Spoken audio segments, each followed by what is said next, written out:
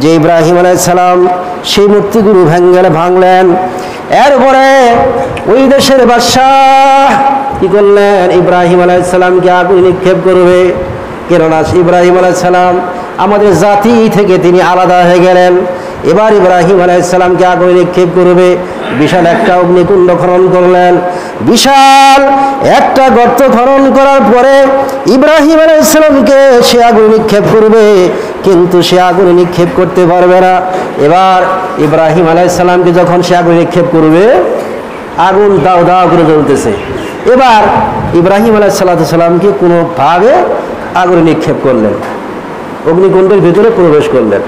এবার আল্লাহ তাআলা ফেরেশতাদেরকে পাঠিয়ে দিলেন ইব্রাহিম আলাইহিস সালামকে কাছে, যে বললেন যে তুমি কি সাহায্য চাও, আমি তোমাদের সাহায্য গ্রহণ করব।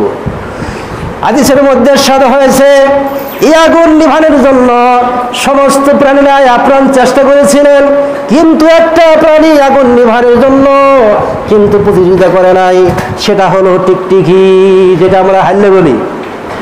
সমস্ত প্রাণীরাই আগুন নিভানোর জন্য চেষ্টা করেছিলেন, কিন্তু একটা প্রাণী যাকে আমরা টিকটিকি বলি, এই টিকটিকি প্রাণীটা আগুন নিভানোর জন্য বিরোধিতা করেছিলেন। তাই রাসূল সাল্লাল্লাহু আলাইহি ওয়াসাল্লাম বলেন, যে ব্যক্তি একটা বাড়িতে একটা টিকটিকি মারতে পারবে তার আমলনামায় নগদ 100 নেকি আল্লাহ দিয়ে দেবে। সুবহানাল্লাহ।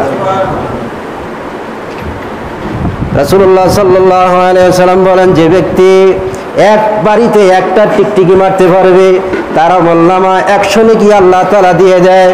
যদি এভাবে এক বাড়িতে না মারতে পারে, 2 বাড়িতে মারতে পারলে তার আমলনামায় 50 নেকি দেওয়া হবে। 2 বাড়িতে মারতে পারলো না, 3 নাম্বারিতে যদি সে ব্যক্তি মারতে পারে টিকটিকি, তাহলে তার আমলনামায় 25 নেকি দেওয়া হয়।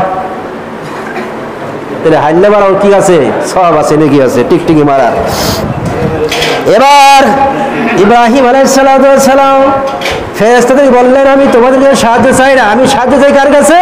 একমাত্র আল্লাহ তাআলার কাছে। তখন আল্লাহ বলেন, কুল ইয়া নারু কুনি বারদা ওয়া সালামান আলা ইব্রাহিম। আল্লাহ বলেন, হে আগুন তুমি ঠান্ডা হয়ে যাও, শীতল হয়ে যাও ইব্রাহিমের প্রতি, যাতে ইব্রাহিম আলাইহিস সালামের একটা পশম পর্যন্ত না করে। ইব্রাহিম আলাইহিস সালাম সে অগ্নিকুণ্ডে 40 দিন ছিলেন, সে অগ্নিকুণ্ডের ভিতরে ইব্রাহিম আলাইহিস সালামের কিছু ক্ষতি হয় নাই। তাহলে সাহায্য সহযোগিতা করছে কে? আল্লাহ তাআলা করছেন। আল্লাহ বলেন, কুল ইয়া নারু কুনি বারদা, হে আগুন তুমি ঠান্ডা হয়ে যাও, শীতল হয়ে যাও। এমন ঠান্ডা হয়ে যাও না যাতে ইব্রাহিম আলাইহিস সালামের ঠান্ডা লাগে, এরকম গরম হয়ে না যেন ইব্রাহিমের কষ্ট না হয়, নাতিশীতোষ্ণ হয়ে যাও, অর্থাৎ এয়ার কন্ডিশন হয়ে গেল। তাই আল্লাহ বলেন, কুল্লা ইয়া নারু কুনি বারদাও ওয়া সালামান আলা ইব্রাহিম। অতঃপর আল্লাহ তাআলার নির্দেশে আগুন ঠান্ডা হয়ে গেল। হাদিসের মধ্যে সাদা হয়েছে, এই সময় সাদা ছাড়া পৃথিবীর ভিতরে এই সময় আগুনগুলো ঠান্ডা হয়ে গিয়েছিল, মানুষ রান্না বান্না করতে পারে নাই।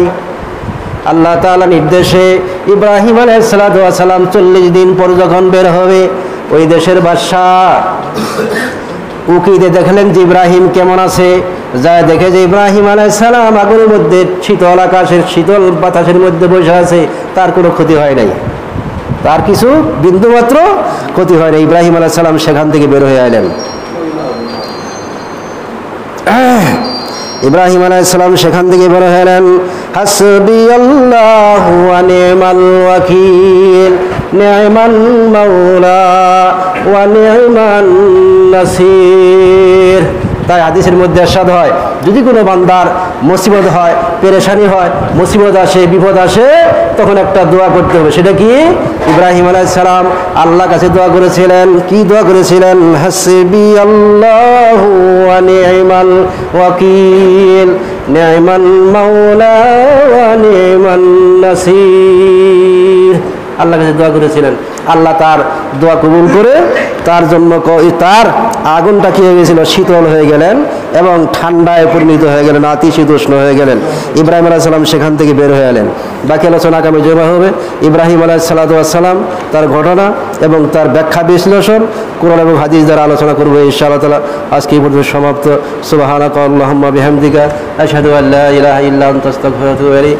আসসালামু আলাইকুম ওয়া রাহমাতুল্লাহি ওয়া বারাকাতুহু।